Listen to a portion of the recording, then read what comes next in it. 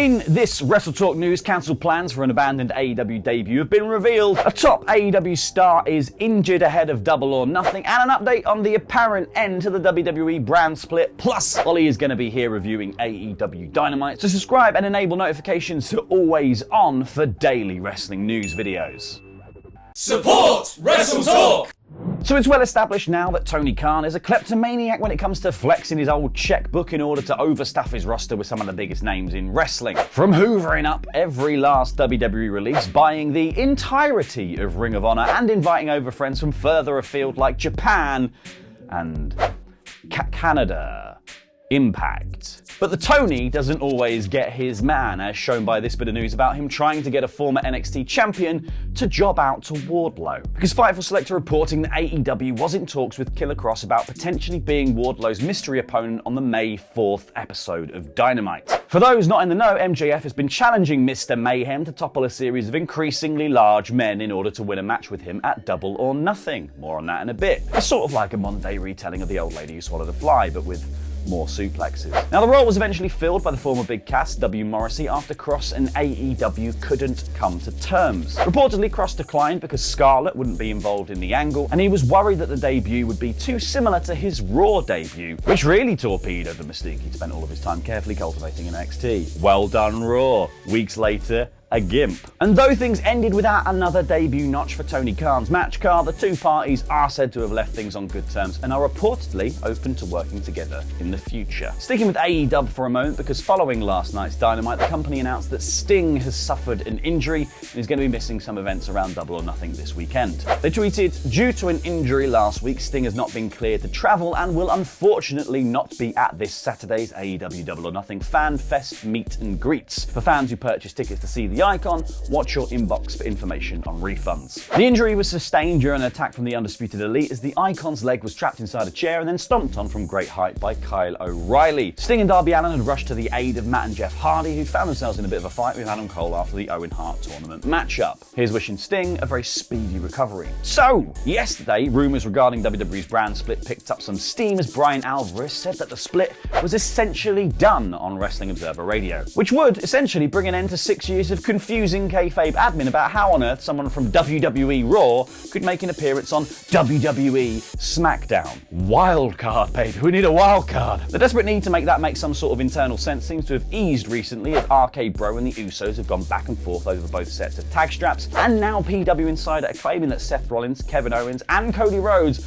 are scheduled for this Friday's SmackDown. Triple wild card, baby. So, people now think that the brand split is slowly creeping towards being over, but Matt Men's Andrew Zarian checked in with his WWE sources and was told that reportedly, spoke with WWE regarding the brand split this morning. WWE source stated that the brand split will not be ending. However, the current plan is to have more individuals jump from brand to brand depending on the storylines. Well, I mean, as long as it's dependent on the storylines, that makes a sort of sense. You wouldn't want people on a fictional show just jumping from brand to completely separate brand without a good reason. It is all storylines. It's wrestling. Come on, guys. Anyhow, hot tag to one. And now it's time for my review of AEW Dynamite in about 5 minutes. Happy birthday to AEW. Happy birthday to AEW. Happy 3rd birthday, AEW. Happy birthday to AEW. And there's a sexy birthday surprise. MJF has come as a referee stripper. Look at those short shorts. It's like he's wearing nothing at all. Nothing at all. Nothing at all. The 3rd anniversary special opened with the totally fair steel cage match of Wardlow vs Shawn Spears, with MJF as sexy guest referee, while Wardlow still had handcuffs on. Wardlow overcame every obstacle to the crowd's increasing cheers though, breaking out of the handcuffs, kicking out of a fast count, and ducking Shawn's chair swing, brutally taking out MJF with an unprotected shot to the head. Wardlow hit a powerbomb symphony while replacement referee Bryce Remsburg ran down to make the count. I'm glad you did that, but you're just not as sexy, Bryce. Wardlow then beat up about 20 security guards, including yeeting one into the phantom zone between the ring and the cage, and posed on the top staring at a terrified MJF. This was go-home perfection. feeling like a premium live event, almost by itself. Wardlow is more over than ever. I cannot wait for the pay-per-view. The only change I would have made to this entire thing is for it to main event this episode, as it was by far the hottest thing on the show and its biggest cliffhanger. Biggest cliffhanger aside from the biggest AEW debut of the year, I mean. Moving motion match graphics for the pay-per-view card. Hot damn, Tony Khan, you're my #1 guy again. Tony Schiavone actually got to conduct a back and forth in-ring interview next, rather than just get interrupted right away, as CM Punk and Hangman Page had a fantastic, relatively low-key go-home segment. Punk kept calmly explaining this is just business, it's not personal. Why are you taking it so personal, Hangman? Which is the worst thing you can say to someone who is most definitely taking it personal. It prompted a rather rambling response from Page, who said he pities Punk, he has no respect for Punk, started to call Punk out for diva-like behavior backstage, which hasn't been referenced before, and finished saying he won't just be defending his AEW title this Sunday, but the whole of All Elite Wrestling from Punk. The rambling nature was likely intentional. This is a shaken Hangman, one relapsing into his self-esteem demons, a personality trait Punk is subtly exploiting, like when he told Page to shake his hand and Hangman punched him instead, which he immediately regretted for playing into Punk's idea and stormed off. This felt like there is plenty more left in this feud, and that Sunday is just actually going to be the first encounter. Hangman introducing this defending AEW from Punk has tantalizing Summer of Punk vibes.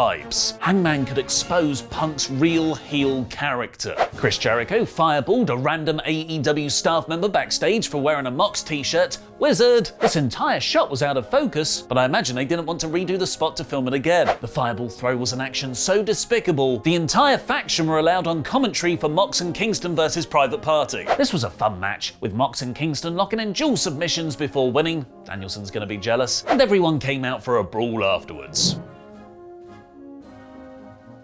FTR then defended their ROH tag titles against Roppongi Vice, complete with Caprice Coleman commentary. They had a really good fast-paced back and forth match, when we then got a thing rarer in AEW than a women's TV match with decent time allocated to it. A run-in DQ finish. New Japan's Jeff Cobb and the Great Khan took out both teams and posed with the belts. AEW do DQs like that so rarely, I didn't mind this at all, especially as it was kind of trumped as a cool way to bring in Cobb and Khan. My bigger meta problem is that FTR don't have a match on the pay-per-view, despite arguably being one of the hottest acts in all of wrestling over the last few months. The Hardys cut a promo on the Young Bucks, saying it will be a stepping stone for them to get to the AEW tag titles. Speaking of, Ricky Starks, Swerve Strickland and Jungle Boy then had the match of the night for me, with a frantically paced three-way including Swerve landing on his feet after a top rope poison rana. He would then win the match through the sheer force of being so cool. Each wrestler's respective Pacific Rim mech then came out for a kaiju brawl, which included Keith Lee spinning over the top rope outside like the most lethal spuds you've ever seen. And of the year are going to introduce a custom TNT title for Scorpio Sky. I'm so glad we all got invested in him as a babyface. Gee, Tony, what do you want to do with the women's title feud tonight? The same thing we do every night, Pinky. Book Thunder Rosa or Serena Deeb to cut a promo at the top of the ramp. Britt Baker then beat Toni Storm to advance to the Owen Hart Cup final in an okay match with yet another cheating finish. Jamie Hayter appeared to be out of position, so Baker just grabbed the rope to pin Storm instead. AEW's booking of their women's division, and Britt specifically, has been so bad as of late, these repeated finishes is making me not like her character with go away heat. And who needed this win more? Baker also— oh, it's okay, they're running the moving match graphics again. And the main event was Samoa Joe versus Kyle O'Reilly in the men's semi-final. It's still a welcome novelty to watch TNA Joe again. I didn't realise how subpar NXT Joe was until TNA Joe returned. And Kyle's attention to detail is near unparalleled. Joe made Kyle pass out in a sleeper, complete with a foaming mouth. Eat your heart out, Alexa Bliss. What did you think of Dynamite? Let me know in the comments. Aside from the usual women's booking mediocrity, this was an excellent go-home show that made me want to see the matches at the pay-per-view more than anything. Did I mention they had moving match graphics? This week's Dynamite is 85%. Elsewhere in the news, a wrestling news website has become a major story after it spectacularly imploded this week. Much more to find out. In this WrestleTalk news, Ringside News has a Twitter meltdown, Johnny Gargano teases an exciting AEW match, what's next for Candice LeRae, and Tempest reviews last night's episode of NXT 2.0.